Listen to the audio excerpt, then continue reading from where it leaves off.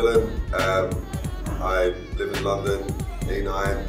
I work at Foot Patrol. I play guitar and I like going out a lot. Yeah, I mean, I guess I've been into shoes since I was about 10 or 11. I remember I used to buy a lot of like football magazines. They used to always have this advertisement for some mail order sneaker delivery or something. Yeah, I kind of guess from there I used to just kind of collect the magazine more for the sneakers that were coming in and then put more play on the football one. I was into basketball like a lot until my mid-teens, really, till I injured one of my knees. I actually had trials for the under-18 basketball team. I used to wear Larry Johnson's Cons Reacts, Jordan 12s when they first came out, and Kevin Garnett's first signature Flight as well. So yeah, I always wore, generally Nikes when I played basketball. The first time I saw a pair of Dunks was around about 2000, to be honest. Probably was in that big red sneaker book, you know, the big red one with the gold. I think it was probably in that. And I think I probably mistook it for a Jordan 1 because I would have known about that prior to the Dunk.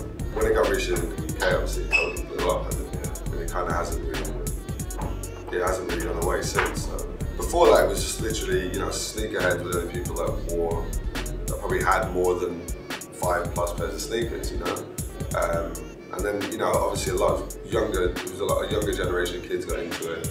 Obviously there was a lot of skaters that started wearing it as well, and that obviously changed the whole, I think then there was more of a division between, I don't know if you want to call it street style or whatever, than just like, kids wearing sneakers because they don't want to wear shoes. It became more of a culture. And Foot Locker, a lot of their own exclusives. You got a lot of rude boys wore them, and nowadays, because it's a colourful shoe, and they're always bringing out something else, you get a lot of emo kids and indie kids wearing them. So I mean, it has probably over the years, there's probably very few stereotypes, if you want to call it that, haven't worn Dunks at some point in their lives. I like the original, the black and yellow. Yeah, I think that's probably the best. I think the original 6 are probably the best colours. For me, always in shoes, the original colour is the best.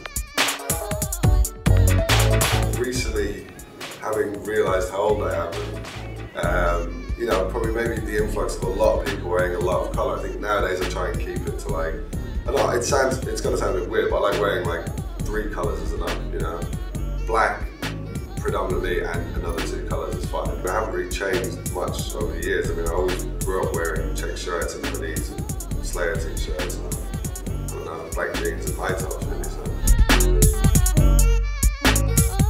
Be true to who you are, be true to yourself, I could have turned up here today wearing a suit and tie or something, but it's not really who I am, I think a lot of people nowadays jump on a lot of bandwagons because they think it's cool, so, it's like, you could grow up in Kensington and wear, whatever they wear all day long, but, you could have a wealthy background and look at a magazine and think, oh, well, this is cool, this is cool, this is cool, nowadays you kind of buy looking cool, whereas, before it was a case of, it's kind of a look you cultivate, it's like, it's who you are.